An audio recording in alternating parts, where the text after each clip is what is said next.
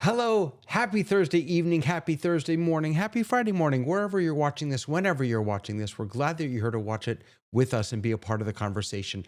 We're going to start, as always, with a couple of the biggest news stories, actually one big news story and then one personal news story. And then we're going to go to therapy. And then finally, we're going to talk about how technology has changed the food industry and cooking and shopping and learning about how to do all those things. It's a fascinating discussion with some good friends. Welcome to The Rundown.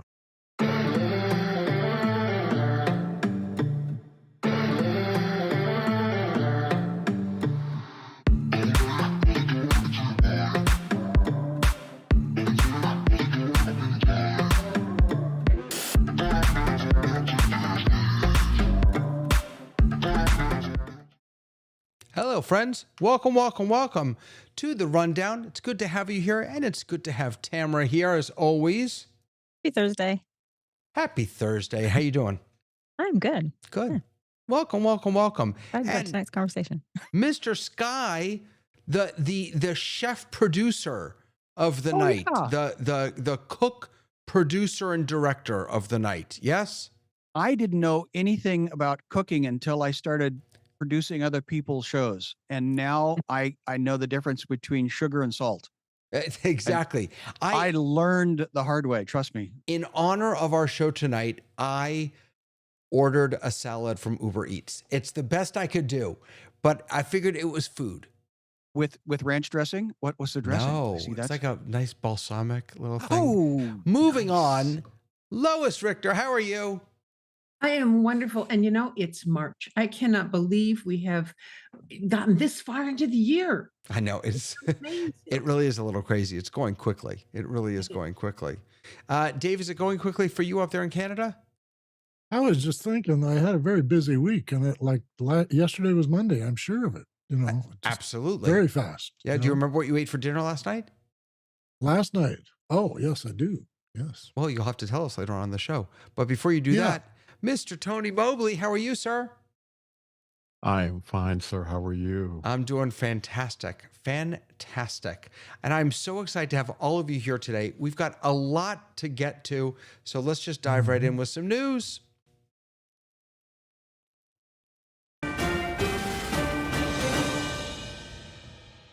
That was a little late on the video popping in there, but that's okay. Yeah.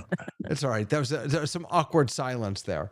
All right, my friends. So as always, topping the news, it seems, is AI. There was a big announcement, what I thought at least was a big announcement from OpenAI about what they're calling next gen AI. And this is research and education. They are investing or committing $50 million in funding and tools to leading institutions. And they have a video where they spoke to a number of professors from different universities, from Howard University, from Harvard, over also across the pond. I forget which university, but it was fascinating because it was a library with ancient manuscripts and books that have never been digitized. And OpenAI is committing to making sure that 15 leading institutions, research institutions, are going to be using AI to accelerate research breakthroughs and transform education. I'm curious if any of you are thinking about the use of AI in higher education and how this might be useful, or what this investment of $50 million may be useful for. Sky, what do you think? Well, it's at Oxford, by the way, Thank you. and the picture is Oxford camera in the video that you showed, Ah, and that is a fascinating building. Um, I Ken, I no, I that's need to me. get That's small. me. I gotta Okay, fix yeah, you. my Alice in Wonderland opportunity I'm here of fixing taking you. the Don't small worry. pill. Wait, I, where I are you? I can't fix you. I'm taking. You're making me feel very claustrophobic here. There There you we go. go. Sorry, I that was my I had a bad. haircut. My bad. The curiosity is Apple, in its history, wanted to give the computer like the original Apple IIe, but it required a congressional approval, because what it would do is to train all the little humans, the next gen, on that platform. So, are they doing this out of the kindness of their heart? I don't know, but I think what I'm hearing from at least their people they interviewed on this article that they produced and then released, the opportunity is huge. Yeah, it really does look huge. It's A&M University, it's Oxford, it's University of Mississippi, Boston Public Library, Howard, MIT. I mean, they hit a really nice, I think at least, a really nice sort of variety of schools and programs that are all going to be using this, I think, in different ways. And so here, if you go to, I think, was it openai.com, and I'm not sure what the subdomain is, but they've got little testimonials here from all the different people who are going to be using it. It's really pretty fantastic. Yeah, Lois, go ahead. So that's all really nice. And I'm grateful that they're doing that. But it might be even more useful if they actually digitized those old documents. Well, And then we could look at them too. no, and I think that's part of what they're. I think that's what they're talking about doing. Yeah, so the relevant question perhaps is, what is the use of AI in getting that work done? And I think that's because, remember, we're not talking about pristine textbooks that you can scan with Cam Scanner on your iPhone and it'll all use OCR and it'll automatically be digitized. So I think that the use of AI perhaps for that work. Do you think AI can read those old texts in Old English and all that stuff? I'll tell you, I mean, it's, first of all, remember what it's been trained on. It's been trained on the internet and everything else that's been digitized. I can tell you that it is pretty darn good at translation from one language to another. Now, does that include, Dead Assyrian languages? Greek? I don't know. They're just going to have So- to learn it. Yeah. That's all. Aramaic. I mean, come on, yeah. That's not going to take a human out of it, because digitizing these old books still is going to require someone who is going to carefully touch them. But what it Mhm. might do is the Wear the white translation. gloves. Yeah. Yeah, I mean, I know people who are archival librarians, and it is a very specific job. And I've done some research in libraries where I've been the first person to touch it, and then suddenly now it's archived, because that's the order of which they've been archiving things digitally, as people pull them from the bowels of wherever they're stored. Mhm. So I do think it's really helpful in terms of, once it's in, to be able to present that in different languages and different cultures, and being able to do that. The other thing they talked about that I was interested in was educating the current generation on AI. And I think that we're in this very weird time right now where it is changing so quickly that it is, I keep getting advertise to me, get an AI certificate, get an AI degree. And I'm like, that will be completely useless by December. Yeah. Like, so it's Mhm. we're in a really weird time, which we have been in, in the mid 90s with the internet, where people need to know the what's coming up, but it's like quicksand, it's just completely changing so rapidly that it's hard to kind of train on that.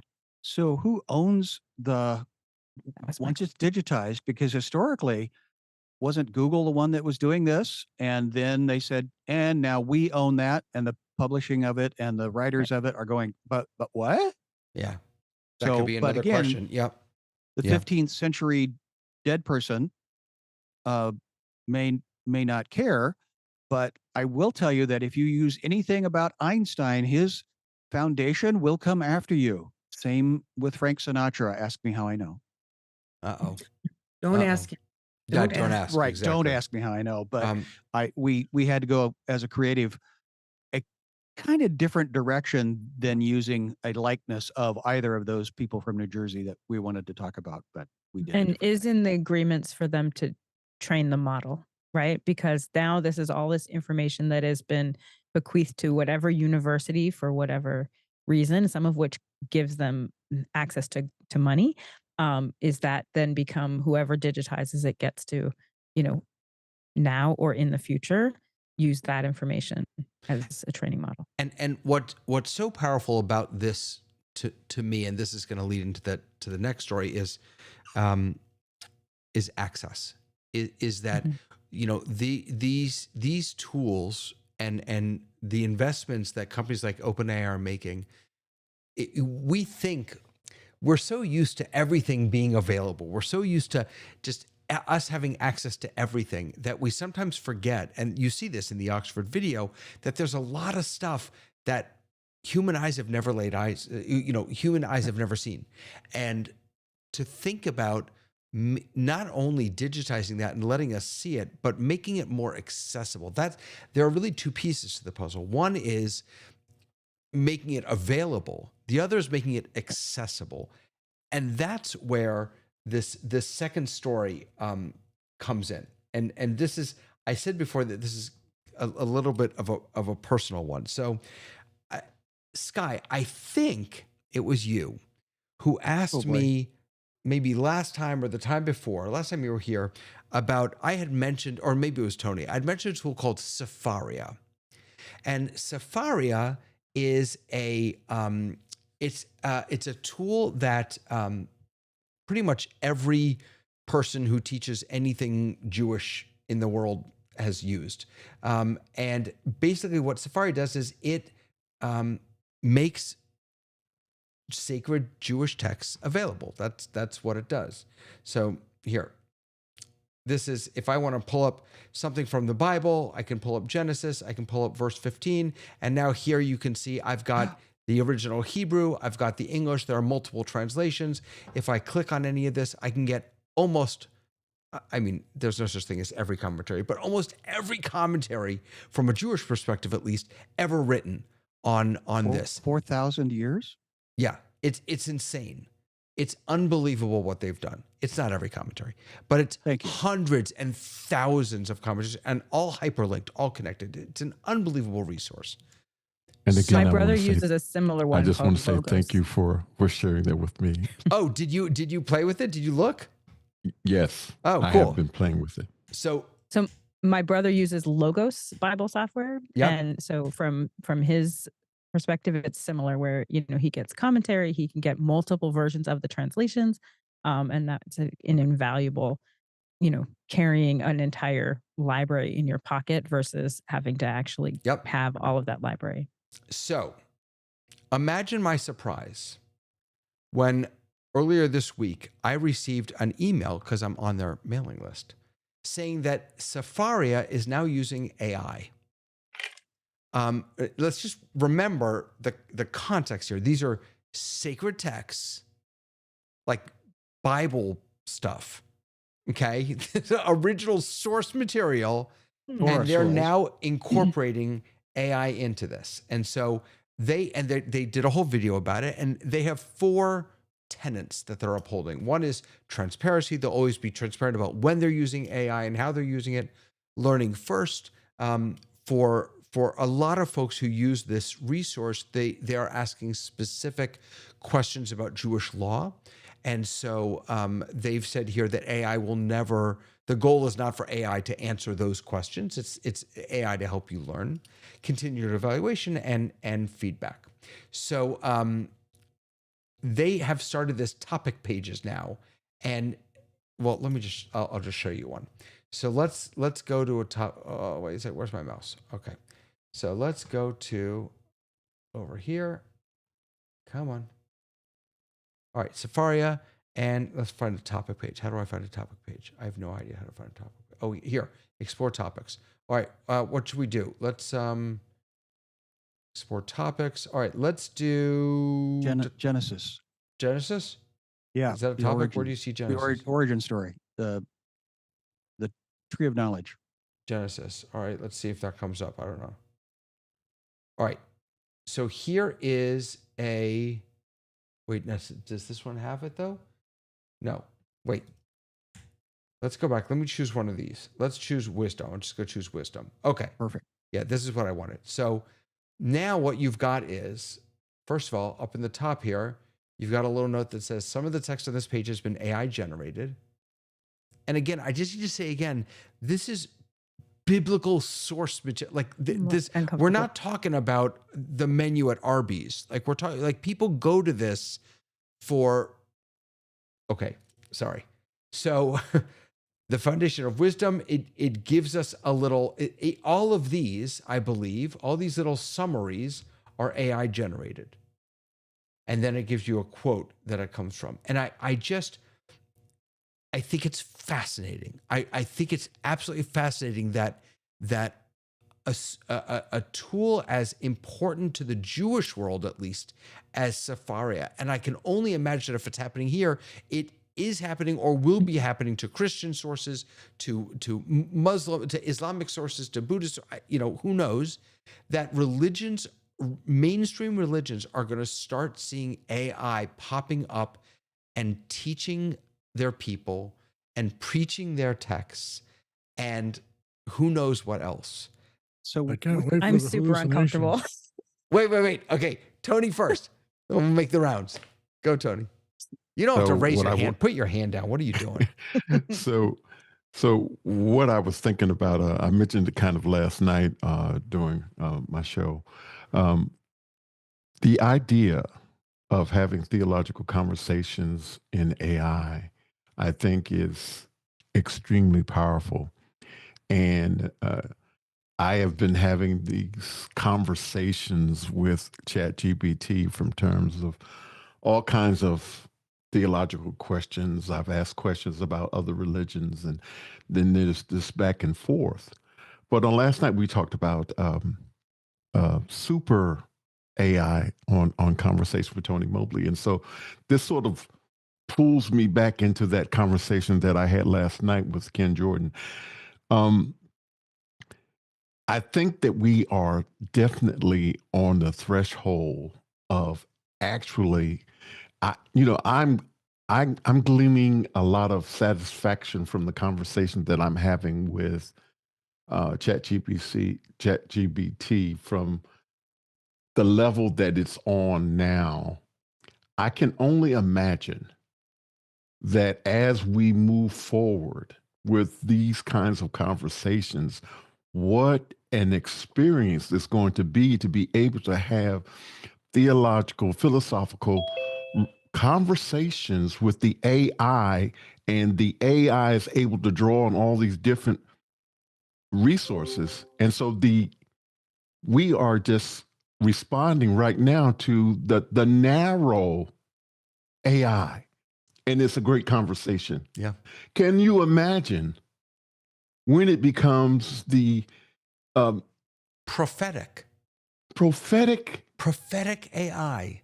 And the AI is not responding to programming. It's actually thinking about the conversation that you're having. I'm just going to stop there. It's crazy. Lois, what do you think? I think that it's very useful to have an AI that can look at a whole range of things and pull out the bits that are related to what you're asking a question about. So in Quakers, we have a book called The Faith and Practice, and each yearly meeting creates one of these things periodically, and it's huge. And if I want to know about peace, I can put in to an AI who has read the entire book about peace, and it can refer back to all the places where peace is talked about. And so I can hopefully learn not only what the summary is, but where it got the information. So if it continues to give me the citations, I'll be really happy. Fair enough. Sky. I'm uncomfortable. I'm the change is hard. Somebody once told me the anecdote of the Bible, that they gave me the visual of this monk on a donkey, and at some point they were trying to read these letters and going through and annotating where a chapter marker would go in the creation of turning it from letters and a collation of something into a collection of books and turning it into a book. So that AI is this new technology does kind of remind me again of Gutenberg, and that's where I think of Los Angeles and that Huntington Library that talked about Yep. amazing opportunity that they went from animal skins to paper, which I've talked about before, and somehow that was that somebody had to sanctify it wasn't going to be on animal skins anymore, because if we did the sacred text that way, we deplete the entire European continent in about a year and a half. Go ahead, Tamara. All right. So I feel like I'm always on the other side of this argument, and I'm going to be on this side now. I love AI. I love the idea of exactly what Lois said, of it pulling information out of, a bunch of sources and being able to summarize it or give it to me in however it is. But right now, my experience going onto Google, every time I do a search, they have an AI generated text at the top that is I 9 times can't out of stand 10 that thing. wrong. Yeah. So what I want is that AI will be transformative, but it's not now. And what I would like is for some institutions to be a little slower about their adoption of it. And I think that's where I feel religiously. I can see it in the future. I can see there being a parallel infrastructure of like doing research in it, but these are sacred texts. And I really want to make sure that what is being, because not everybody who uses those kind of texts are as well informed as other people. No, And they're if going to read their it and believe it. information Right. comes to them in its sacred, that it's going to come to them wrong, and that will become their sacred text. Please, people So- believe every tweet they see on X. I mean, so of course they're going to just believe what they So, see here. yeah, I mean, I Well- believe that there will be a place for AI. I just wish that we would be a little slower in some cases to adopt it. Yeah, Tony, go ahead. I think that anyone who is just taking the word or the information from one AI is deluding themselves, because there is always the opportunity of false positives. I use reference material when I'm working on a sermon, and I will use multiple sources. I am double checking whatever I use, whatever scriptures that I'm using. I'm always trying to look at the original language in which the text has been presented. And I think that it's important for those who are seriously considering using AI as a tool to be as resourceful, or not resourceful, but maybe as prudent in terms of finding out, making sure that if I'm using this, is this actually accurate? And But these are the curated databases. These are the databases that have been curated for religious professionals to utilize, saying, here, we've collected everything for you. And now to say, we've collected everything for you, but some of it might not be accurate, is completely completely against what the whole purpose of that particular kind of database is. It's not But like going to a regular library. it, I think that, and I can only take the experience that I've had with people who are of the faith and interaction that I've had that are currently using AI in terms of research, that most of them have a significant personal library when it comes to biblical text. And so I would push back a little bit and say that even though these sources are available on AI, that we would need to still do our due diligence in terms of referring to our reference material that we may have at our homes or in other libraries. So, but like Logos, that is your library. It is a copy of what my brother has in his text. So if suddenly that library, which was the curated library of translations, of text, of like commentary, was now had AI in it. And right now it's labeled, David. And someday it might not be labeled. It may be obsequious like everything else. Yeah, And Tony, then you don't know what's true. Tony, I am surrounded right now in every direction by bookshelves. And 2 years ago, these bookshelves were full of books. I got rid of most of them because I realized that I hadn't gone to them or opened them in years because I was accessing it all digitally. So why do I need to carry this stuff around with me? So I have put a lot of trust in these digital tools, and I still trust Safaria and whatever, I do trust them. I just think it's an boy, do we live in interesting times when even our sacred texts are now starting to be influenced by perhaps by AI. But my bigger question at the moment is, Dave, is the doctor in? Oh yeah, we're here for you. We're here to help. Help? Good, because I need some help. And it has nothing to do with think you AI. do, yes. It has everything to do with the fact that I can't unplug. I can't. Yeah. And it's not because I don't try. It's not because I don't want to. It's because Discord, Slack, email, Facebook, all these tools that I genuinely use not for evil. Like I have good reasons for using them. I'm not doom strolling. I have good reasons for using them. But because of them, how do you ever unplug? How do you do that nowadays? You set priorities. You immediately pick out what's the most important thing today.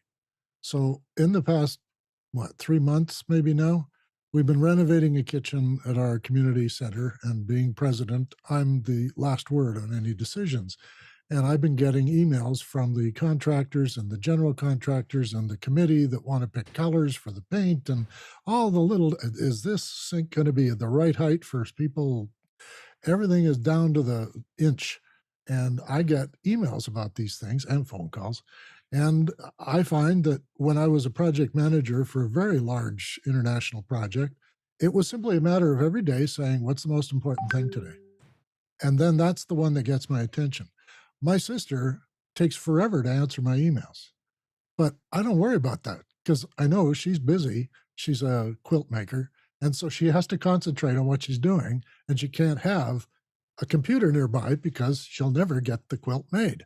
So in the sense that we all have priorities, family first or children first, and then we have our income is necessary, so we focus on that. But then there's all these other things which are like acquaintances. I don't see a lot of my friends every day, but some cultures do, and they make time for it and they work it into their day. Maybe you've got to be able to do the same thing. Are you just a better person than I am? You make it sound so simple. No. Lois, go ahead. Well, it is simple Lois with your and then Sky. practice, Yeah. So for many years, I had a company called The Organizer. Got started in 1980. I retired in 2015. The way that people successfully handle what you're talking about, David, is they schedule the time that they're going to do what. So if you think that in your business for whatever you're doing that you have to see your email every single day, well, then you schedule it for a certain time at the place, but you only do it at then. If your life is such that you don't have to see it every day, then you schedule it for wherever you want to. For me, it's like I'm busy, but I'm kind of not busy on the weekends. So Saturday morning is my time to go and look at Facebook and check the emails and do that stuff. And for me, once a week is enough. I'm retired. It's okay. Yeah, again, that sounds too good to be true. Sky? So, David, what is your job? I don't He's know. a rabbi. I'm a rabbi. That well, then you understand the word tradition. Yeah. And you teach tradition as a lifestyle for others to follow, and a belief pattern. So I'm going to step in dangerous waters because I love you, and last thing I want to do is offend you. But I do have the question of, can you please give me the definition of Sabbath, Yeah. please? What is Right. it? So, yeah. No, just historically, what is your Oh, I know academic? where you're going. I know where Please, you're going. no, This is not just therapy. play This the is an game. Come on. intervention. This is a Play No. the game. So Definitely Sabbath- an no. intervention. So- Oh, Play absolutely. the game. Right. So the idea of the Sabbath is this That's is all my I take on it. Is Thank you. that for one day a week, we should imagine that the world will go on and be just fine if we don't muck around with it. Right? If we don't respond to that email, if we don't answer that No, text, no, if no, we no, don't- no. Historically, and wherever the history came from, let's just play with the Sabbath where outside the of history came from. Well, It's yeah. it's to remember. It's two reasons. It's number what is this, Tony? He's like put me on the spot. It's to remember the creation of the world, and it's to remember the exodus from Egypt. Those are the two reasons we're given to celebrate Shabbat. The Okay, Sabbath. Yeah. Shabbat. Thank you. And I mispronounced it. So No, You the need to Sabbath make is the same time thing. a to digital stare Shabbat, out at could- the window and do nothing. and nothing is a something in the creation of. Well, of it's not to do who we nothing. are. No, the Sabbath is not about doing nothing at all. In fact, quite the opposite. Please. The Hebrew is in the Bible is la'asot et Shabbat. It's an active verb. You have to make the Sabbath. It's a very active thing, but it's not. Sure. But you're not making something human. You're sanctifying what God has made, and the whole idea Yes. is all those Stare out the apps that window I and look just at it. listed. That if I don't respond to them for 25 hours, everyone will be just fine. Yes. And that's true. And intellectually, I get that. I do. Well, then But there is put it in this- your heart and there follow is it. no, but there is this I don't know, is it dopamine, whatever? But Right. Sure. they've injected something into these apps that I think it's FOMO. hard for anyone to admit It's to ignore the fact that they are addictive. They draw us in. They demand Mhm. our attention. So And you can I agree resist. with everything that has been said, and it's all true. I'm never going to give up all my stuff. Here's what I'm going to suggest to you, David, because this is what I've started to do. Little teeny tiny steps. At the half an hour before I go to bed, I plug in my phone to recharge it across the room. I take my little watch off, and I do something else. I read for half an hour. So that is what I've started in the tiniest amount of steps.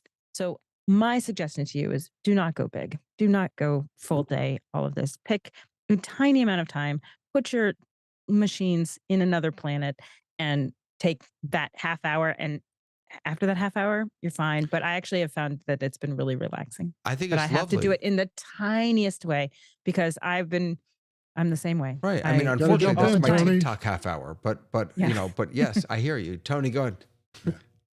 Yeah, I am exactly like you, David. Me too. And I See, think I love that him. I love this man.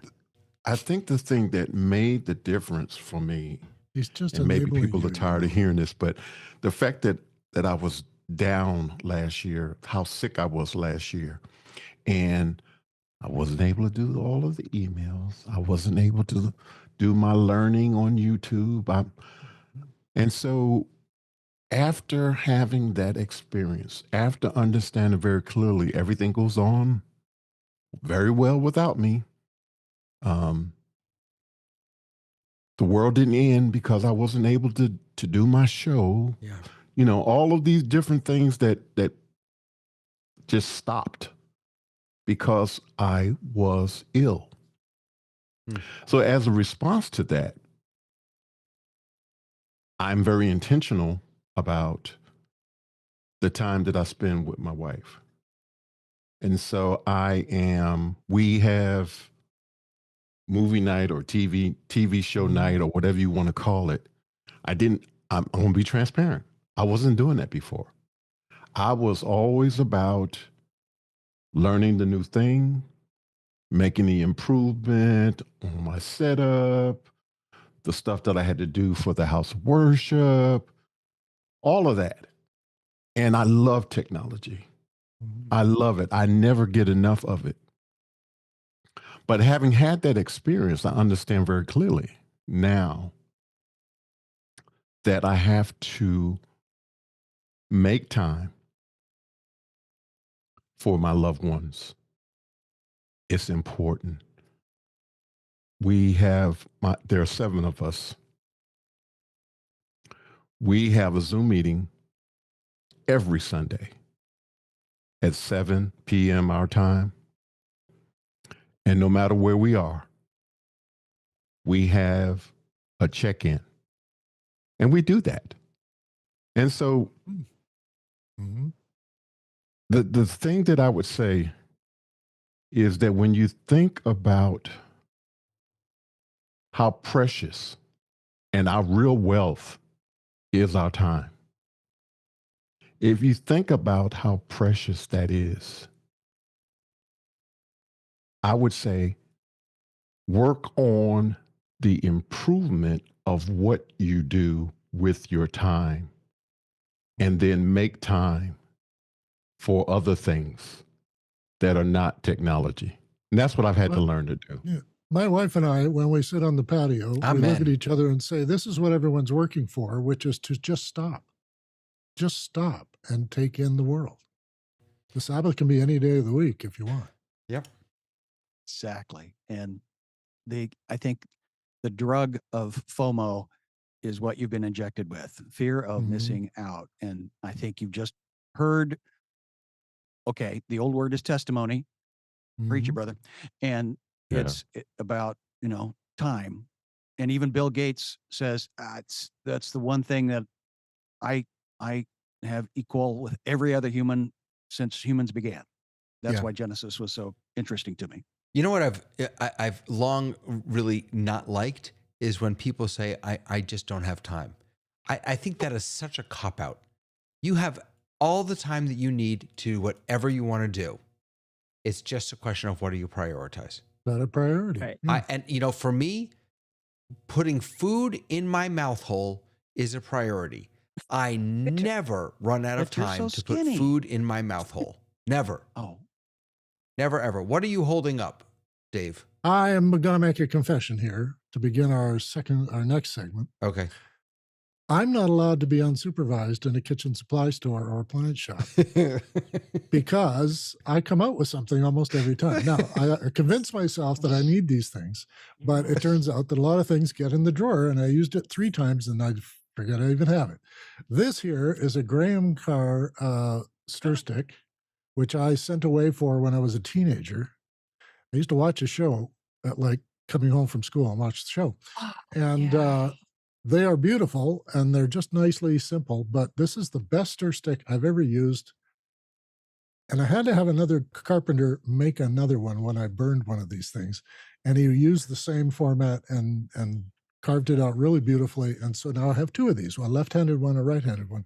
So I'm just going to start us off with kitchen implements and tools have changed dramatically, and we can carry on. They have indeed.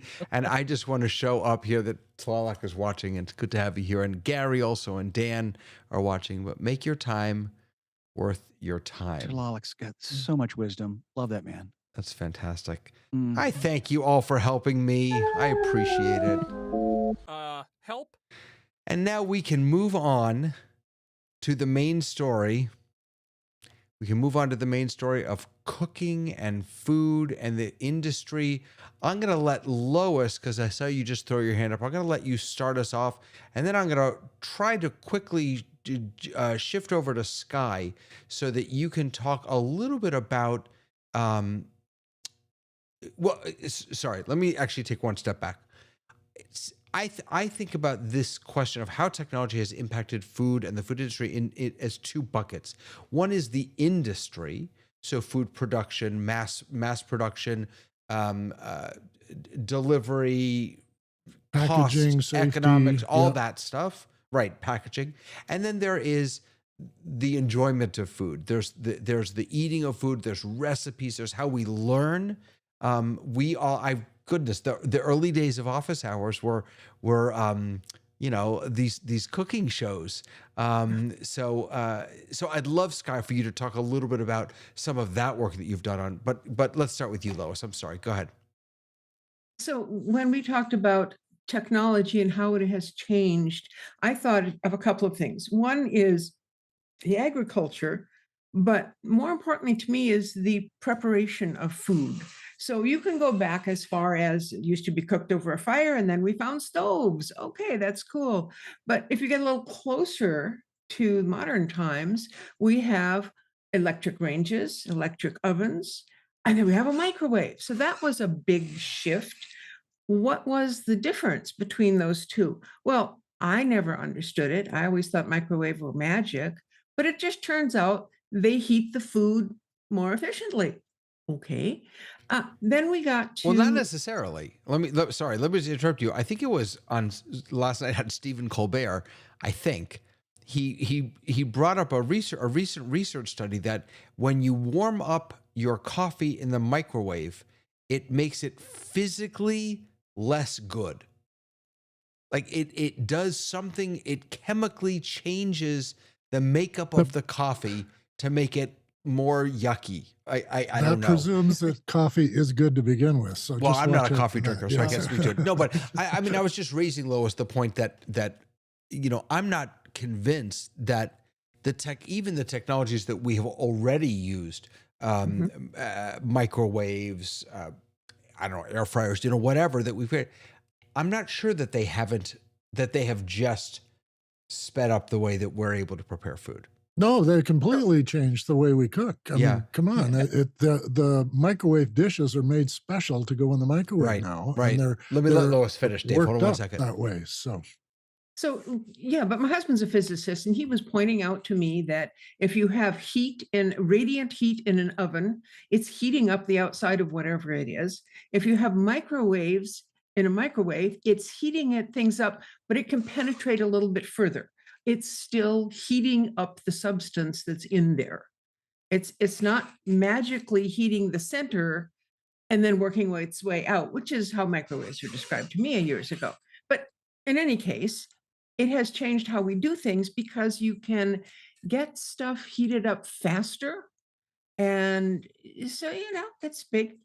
I have heard a lot of things lately about something called an air fryer. And I don't see how that is any different than an oven with a convection fan My in it. wife swears by So- her air fryer. She makes Love everything it. in it. Yeah, but it's hot air moving around something which is in the middle of your oven. And it's usually in a basket, so the air gets all the way around it and stuff. But I can do that in my convection oven, can't I? I don't know.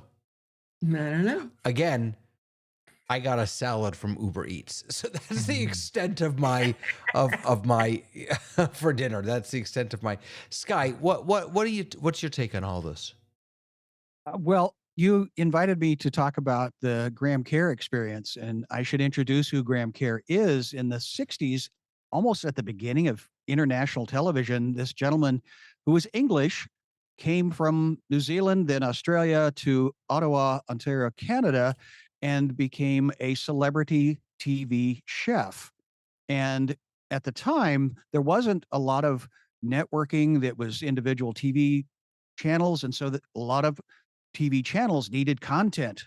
And in the middle of the afternoon, something other than a soap opera, which we're still evolving, a benign cooking show with a very charming British accent and even Dave mentioned he had one of the tools that he remembered as a child coming home and being entertained by this gentleman teaching cooking. Now, the secret that he had was that everything he filmed was live.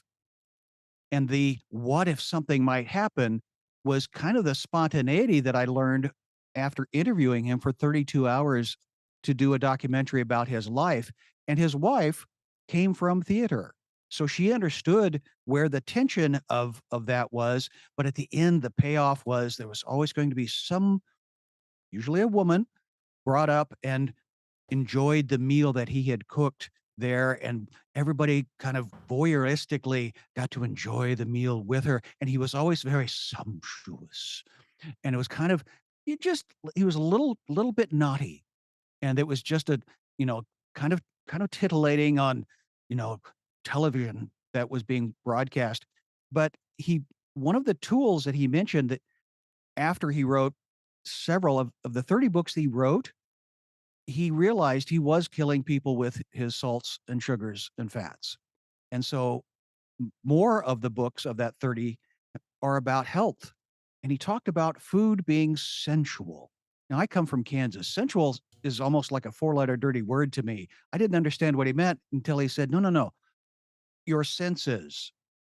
You have taste, you have sight, you have smell. Now, the tricky part is you eat from that sensual component from the neck up. The challenge that he took on was, how do you now eat that it won't kill you from the neck down? And so that's the Graham Care question that he, at that time, started writing books and using television medium when it was first beginning. But he kind of started, along with Julia Child, using meat technology that was available at that point to educate. But his wife, being a producer, I mean, his producer of 1,800 episodes, she was the one that kept it being entertaining. And it was also at the beginning of kind of television in the 60s. Mhm. So And that so- What was was the that. name? What was the show called? Galloping Gourmet. What? And so you can what- look at when we on cook Amazon. now, when my wife or I cook now, we usually I will usually have a YouTube video up telling me what to do, or she will Sure. have a TikTok up telling her what to do. Hmm. And is that what this was, but from the Mhm. 60s and 70s? Yeah. Oh no, Oh. it was well, I should let David explain it because I'm I'm a fanboy of the man. He's 91 now, and uh I'll let David explain better than I because I'm too close to the story. But he was using all of the gadgets because they were his sponsors Yeah. until they weren't his sponsors, and he came home to a kitchen that had no stove or sink or refrigerator. Mm. So he was also a TV host. Gotcha. Dave, go ahead. Well, I was going to say that he expressed the passion for cooking in a way that I had not seen. You mentioned Julia Childs. It's the formality of it for her. Everything has a reason and everything should be understood. And if you've seen the TV series, uh, Lessons in Chemistry, I think it's called, Mhm. where a woman is a scientist, but then decides to be a cooking expert. And this to me was the thing that my mother had 7 children, and cooking was a chore. It was an enterprise. And so I never got to see her enjoy doing it.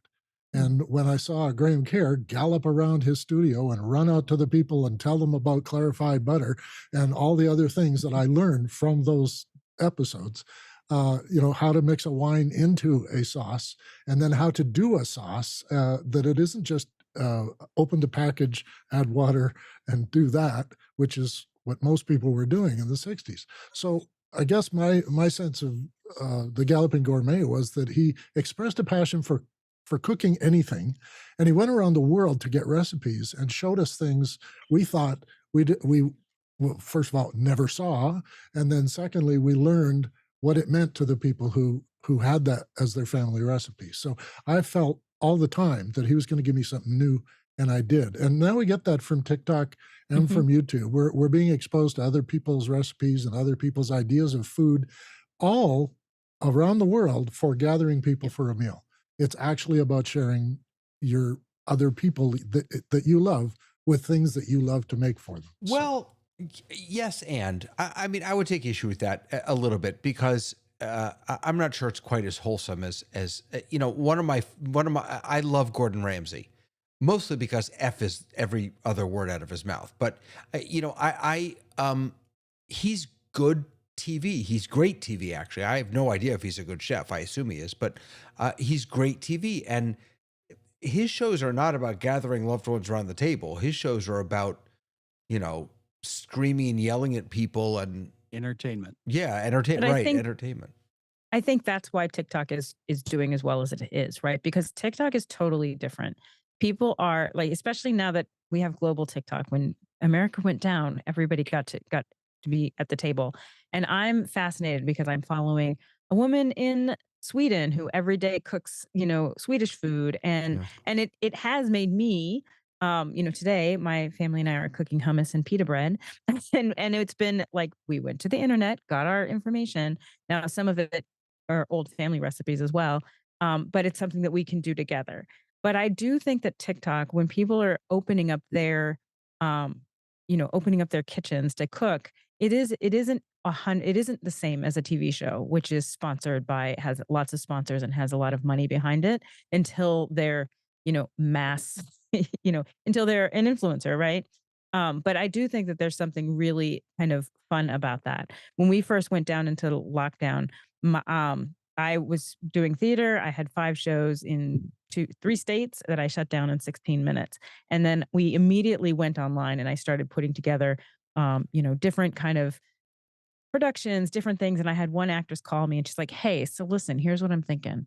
Cooking in quarantine." I was like, "Okay, tell me more." And she said, "I went out and bought all of the things that you need to buy because they said we were locking down." She opened up her New York house and her little apartment. And she's like, "Today we're making plantains." And she goes, "Here's the thing. I don't know how to cook." And I'm like, "But you somehow got ingredients that like no one really uses in their everyday life."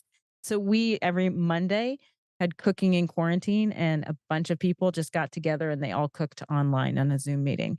And it was so fun and just fascinating and just such great conversation. So I do think that there's something really interesting about how the internet is intersecting with the kitchen, which in a lot of countries and a lot of cultures is kind of the center of the family and the center of a household. And that's what you did with Matt in the Kitchen, right, Sky? That perfect lead in because Alex at office hours said, "Hey, want to be a guinea pig?" And Madeline Smithberg, who was the original executive producer of The Daily Show with Jon Stewart, and she is here living in Seattle. I met her. She did, "I've got to do something during COVID." And she tried to do something in her pajamas and it was horrible. And I said, "I'm going to edit your things." And then. So, yes, we did an 8 episode, 1 hour length cooking show from her kitchen. We had 400 people watching and cooking along. We, during the Christmas time, did Let's Cook Along with Madeline on Zoom calls for Amazon, for Microsoft employees, for executives all across the United States, for the National Teachers Association. And when you get 100 people trying to cook along, it's quite an experience. But trust me, to send out even 30 boxes of food is a whole lot of work. And we didn't have the infrastructure for that.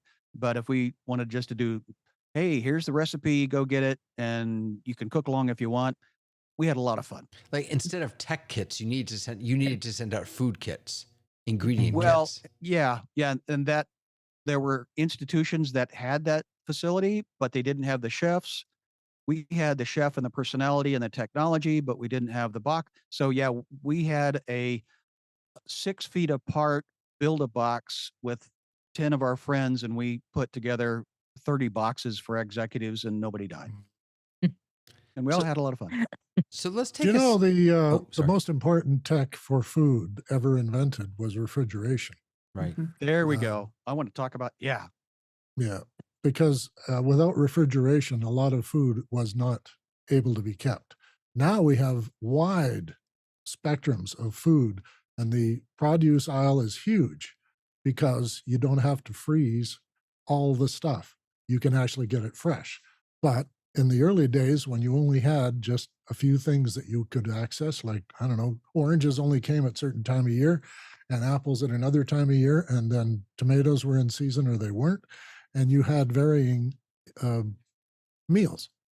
Well, with refrigeration and commercial refrigeration, that is the fast freezing thing, they were able to produce whole meals and then just flash freeze them, and now you can have 'em. I'm thinking also about uh, uh, other technologies that are in the kitchen. AI powered appliances, and what was that, Tamara? What was that? The thing The that meter. yeah. Hey, that's fine. It's Lois's. I'll toss back Sorry, to her, but I Lois. will Sorry. support her with my love as well. So meter, MEATER, is a thermometer device and application, which you have the application on your phone, you have the device, you put it in the meat, you stick the whole thing in the oven, meat, you thermometer all, and it records the temperature inside, the temperature outside. It calculates how fast things are changing. You have told it what you're cooking and what temperature you want to be at the end, and it does all of this calculation and work and sets an alarm and said, okay, take it out now and rest it for 10 minutes and then it'll be perfect. And it's an amazing thing. It's a little tool, but boy, is it fun. It's $100. Totally worth it. Totally worth it. You can get it for, it was It's on sale for $100. $69 at around Christmas. My brother asked for Well, there are one, and I different was like, versions. There are there's different different versions. You can go with the They're lower 10% version. off, It's fine. apparently. Yes. There's There's the Meter knockoff Plus version. and Meter SE. Jump in, Tony. Come on, jump in. Yeah, I just wanted to share that as a person who I got married in 1990, and the agreement that my wife and I had was that I would do all the cooking. And Uh-huh. so for all of those years, up until this last 2 years, I had done all the cooking. And one of my great tools, believe it or not, was having the iPad in the kitchen and using Google Notes and Apple Notes. And I would have pictures and recipes on my iPad, and I actually even had in my notes, I would have videos of recipes and the total preparation of it. So sometimes we can use the technologies that we have for other things to use in the kitchen. So I just wanted to mention that. Absolutely. And you know what I was thinking about when you were speaking was because Gary in the chat just wrote TV dinners, and I'm in so many ways technology has made cooking more accessible and more fun, but it can also really sort of ruin the experience. There's something about as you said, Sky, the sensuality, right? There's something about the experience of preparing a meal that is lost when you are throwing microwave mac and cheese in the machine. But I want us to step back, because I'm just keeping an eye on the time. I want us to step back and think a little bit about some of the technologies that take place long before the food reaches us. I'm thinking about robotics in food preparation. I'm thinking about what's it called when lab grown meats and artificial this and that and all those different people. What are some of the areas of where technology is either causing concern for you, or perhaps raising some red flags, or maybe even coming to the rescue? Lois, what do you think? So this is a little bit of a tangent, but not too much. Do you know that the food that you buy in your grocery store has been selected for transportability? In other words, tomatoes are pushed because you can pick a tomato when it's just starting to get a little bit orange, just past that green stage. That's called breaker stage, and it will ripen up. It's what's called a climacteric fruit: bananas, oranges, tomatoes. And so The foods that can be shipped are pushed and we are eating them. How many of you ever eaten a pawpaw? Doesn't ship real well, right? So I think that before we even get to the market, there's a lot of choices that are being made according to the industry. And whether you call that technology or not, I'm not 100% sure, but it certainly has affected how we eat because it makes what we are able to buy very different. Absolutely. Sky, go ahead. Well, my wife is very concerned because many of the GMO, what does that stand for? Genetically modified Modified. organism. Is now those are the seeds that are required by the farmers that want to be in the business. They're basically just hired guns for the pharmaceutical industry that is making this seed plant, and then they turn the profit. I mean, turn this whatever they harvest back over to the people that brought in the seeds, and they're owned by the pharmaceutical industry. And so this is but wait a minute, that's our health you're messing with. And so there's a concern there. My wife's concern is for our daughter, whose health is now being modified by something that got modified that isn't it. And so there's a trickle down. And Sky, I just to make things even worse, if that wasn't bad enough. Thank you. No. Gary just wrote in the chat about GPS tractors for planting and harvesting. That farmers are now.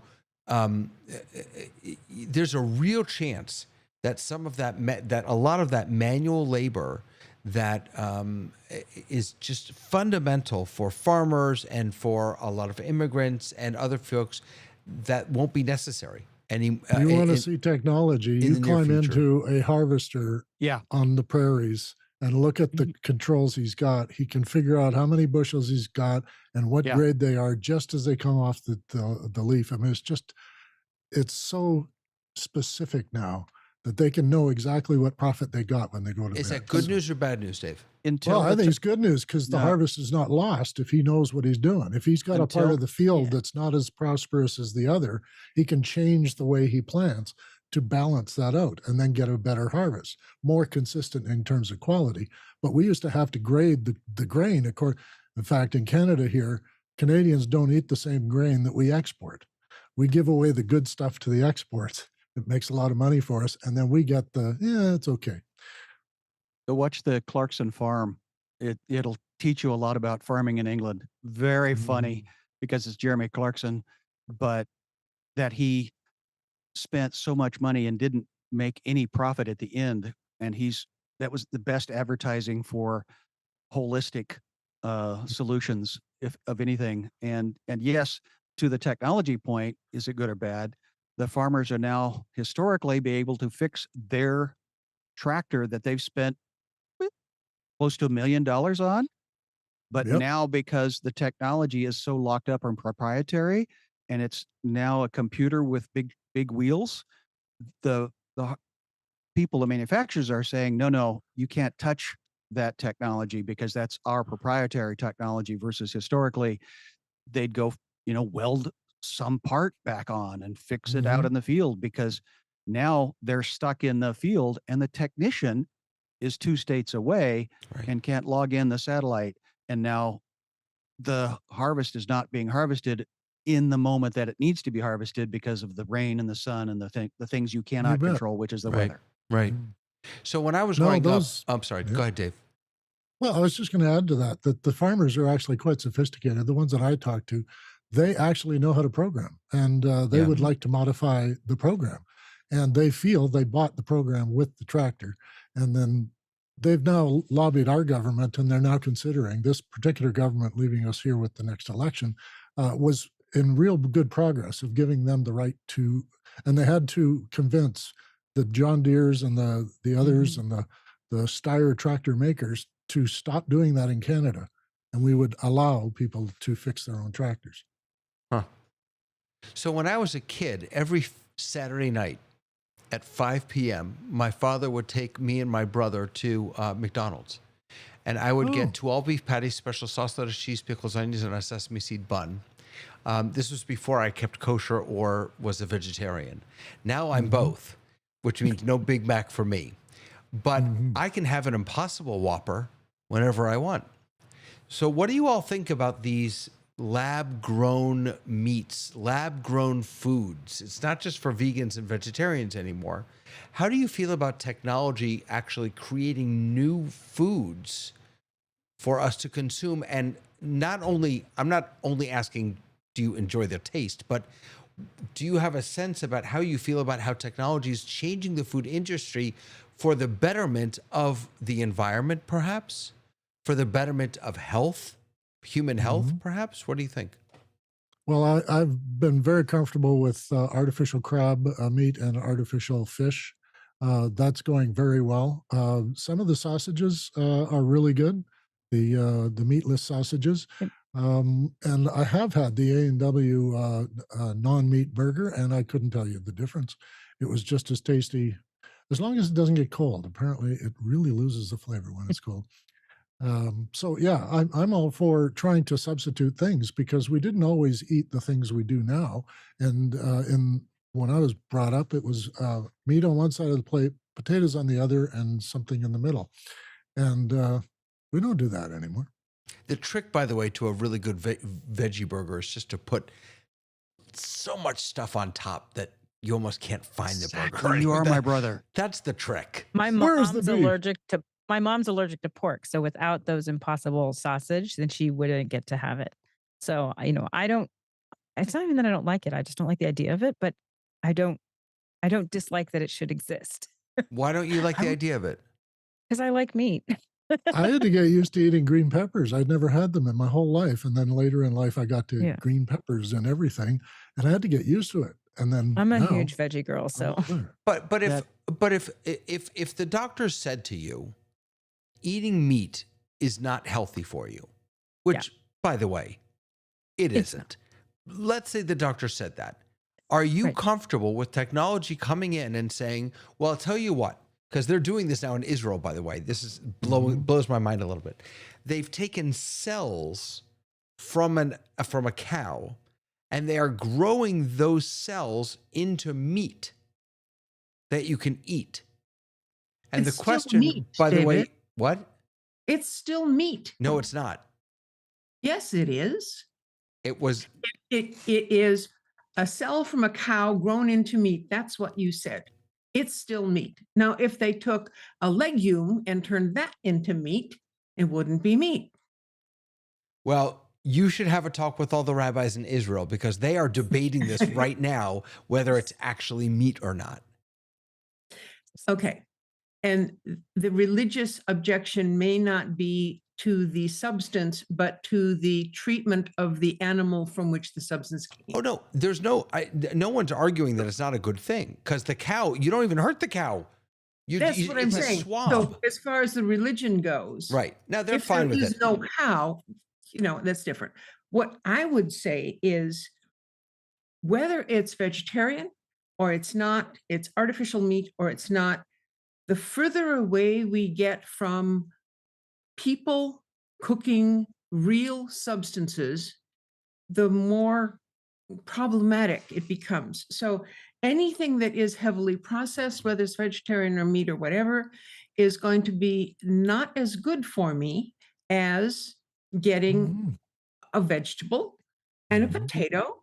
And if I want to meat, that's fine. But if I don't, maybe I'll have some cauliflower.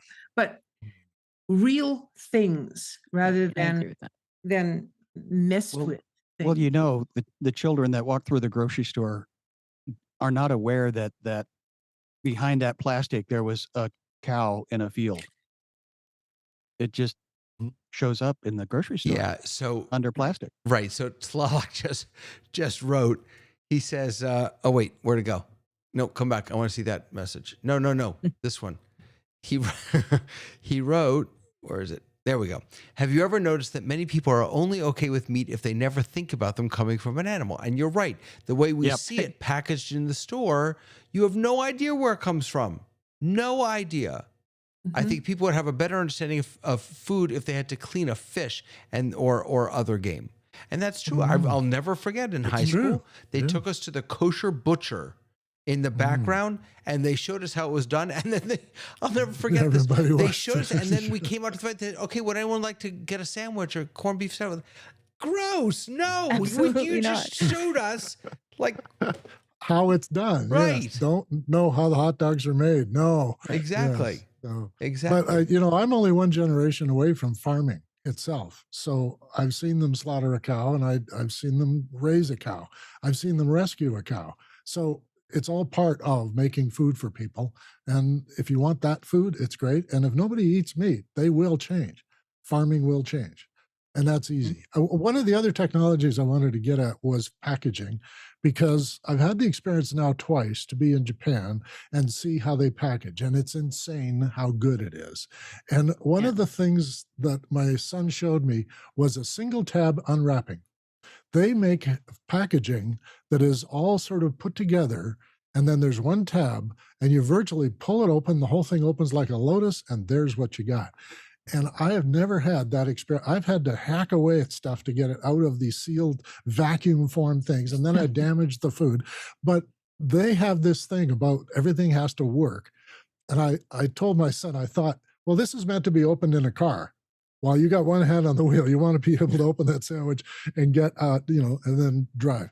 But not a lot of people in Japan drive. They ride on the train, and they don't want to have a lot of trash. So Well, I think their this packaging is was made by the people that are put out of work when CDs and DVDs are no longer wrapped, because you could That's right, never yes. open those packages. awesome. That's right. Yes, you needed. But Scissors. that also raises another question: is that the way technology has helped the food industry respond to our demand for single serve Fresh and things safe. like Yep. that. The amount of trash that we have created is just astronomical. There's Reuters nothing had a like it. recent story of an Italian town where they've got an app just for the farmers, and they can go to restaurants and pick up leftover stuff, the carved out things, the chopped vegetables that never got cooked, and that sort of stuff, because they were in a drought situation and they couldn't have their own feed for the cows, and so they go and these trucks will deliver it to the farmer, and it comes from all the leftover stuff that is always thrown away in a restaurant. And I thought that was just a brilliant recycling Yeah, that's concept, amazing. Yeah, because so it's not anything they're going to make as part of the food. It's all that other stuff that's left when you chop up all the things. So let's talk about that also. Why has technology not been able to help us figure out how to make food access more equitable? How is that Is it- possible? Is it technology has- or is it government oversight? Commerce. Because commerce. people- Because Commerce, yes. like my brother used to work in produce section, and they would burn food at the end of the day that was just starting to go bad, and the reasoning it was that they didn't want a homeless person taking it out of the trash. There's no reason in the United States of America why anyone is hungry. None. Zero. We have food. So like I think some of it has to do with that. It's people Well, and- getting in the way of people Right. trying to do good. And so there's a lot of places where there's a lot of good being done. I mean, heck, you want to talk about fun stuff. I have a plum tree in my backyard. There's no way we can eat all of that. So we call the local gleaners and they come and they harvest all the fruit, and there's volunteer teams that do that. Then they take it and they put it in the food closet and people eat it. And that can happen if people want it to happen. And if people want to not have it happen, then they can stop it. It could definitely happen, Lois. I think that, and Yeah. those are, beautiful examples. We do that also. I'm thinking more on a global scale, though. That one of the things that technology is really good at is it's solving problems, and this is a really big problem. And There are some people working on it. well, not fast enough. Well, Yeah, that's right. this Well, they is- don't have a lot of The funding. Yes, technology that's true. exists. It's the implementation that humans are getting in the way of.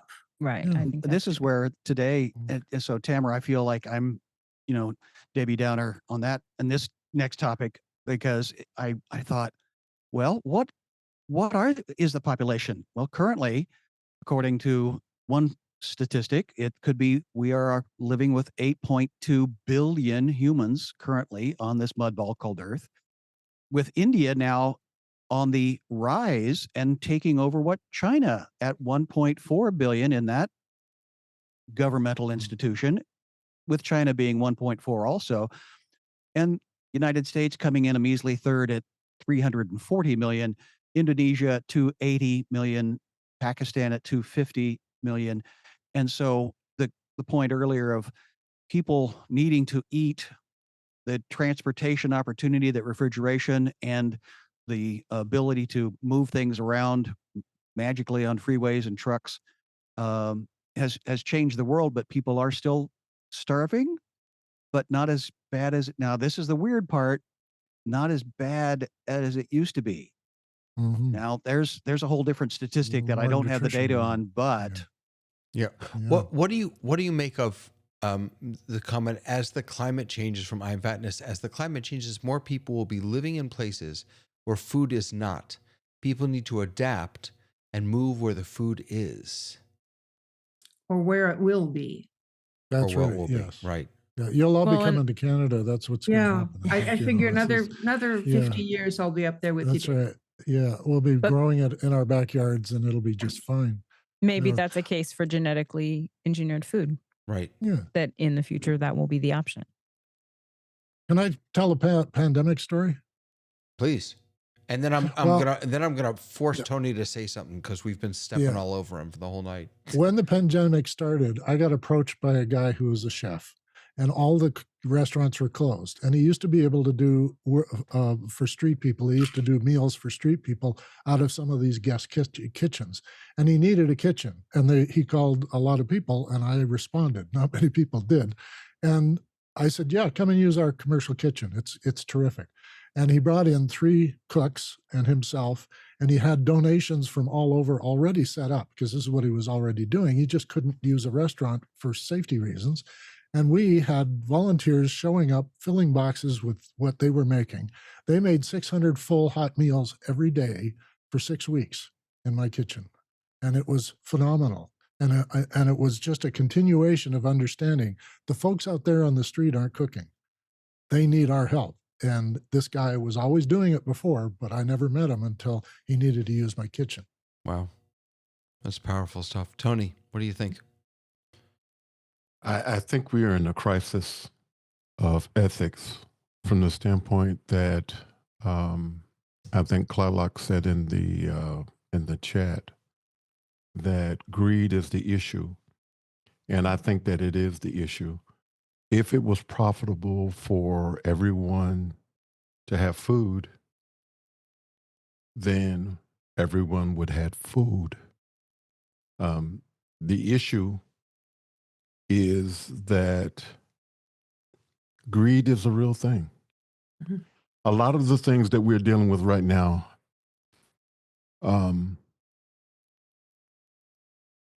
are because there is a lack of compass, morality. Unfortunately, these are not particularly uplifting ideas and topics, but when you look at everything that's going on in the world, and sometimes it just seems overwhelming, we are bombarded with so many things that the fact that someone may be starving somewhere is not newsworthy. And we kind of live in a world where it's me first. And then I'm trying not to be political, but there are ethical crises that are going on in the world, and because of that, we have hunger, and we may soon have even more hunger in places where hunger had not been an issue before. And I'm just going to stop talking now because, Yep. yeah. No, look, it's truth. Absolutely Yeah. right. And again, the most frustrating part of that for me is that I'm not naive enough to think that that this isn't a human problem. It is. It's a crisis of our own conscience, and we shouldn't need technology to save us from ourselves. But at its best, maybe it could help. And this is where I want to see technology do better in this area. I want to see it do better at helping us fix some of those problems that you've raised, Tony, instead of just making food quicker to microwave or easier to carry. Or go ahead, Scott. And that's the key word that I have been looking at this topic, pondering this topic, struggling with, as Tony says, the inundation, the overwhelming feeling and the fear that's being propagated. And going to the store, I'm now struggling with the question of convenience. Because in the rapid change of things that are happening right now in the world, I'm still alive. I've had a brain tumor, but I'm still alive. Every morning the sun comes up, I get to see it. I get to stay the opportunity to take a breath. Doesn't cost me anything. There's nobody I have to ask permission of. So to be aware of what we have become acclimatized to, the convenience of our life. And I do remember being a part of other people's lives in other parts of the world that do not live in the convenience that I do. Yeah. Haiti, parts of the Philippines, Detroit. Parts of America. I mean, it's not sexy. That's the problem. If you solve poverty in America, you will solve education in America because kids cannot go to school hungry. So it is a big deal. And it's something that we don't want to address because we don't agree with it. And I think it is, as Tony says, it's an ethical problem because there's no reason for it. We have the technology to figure it out. We have the food available. We don't want to solve that problem. And that's the thing that is so hard. I want to bring us back a little bit because I find that today, as in many of these talks that we have, we overgeneralize. David says, people do this and people do that. Technology does this and technology does that. And there are people doing this and people doing that. And they may be totally opposed to each other, but they're all people and they're all doing stuff. So I think our choice, our personal choice is, are we going to be on that?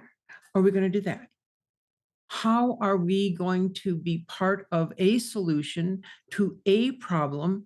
I can't fix everything. I'm only one person, but I can do something. And so if we all do something, it's better than not doing anything. That's for sure. One starfish at a time. One starfish at a time. I'm gonna wrap us here because, like all of these conversations, we have barely scratched the surface, and that's maybe the best part of this is that if tomorrow someone who heard some of this asks a question or talks to someone else about it, then our work is done because then they've continued the conversation. So I'm just going to say I'm incredibly grateful every week for each of you.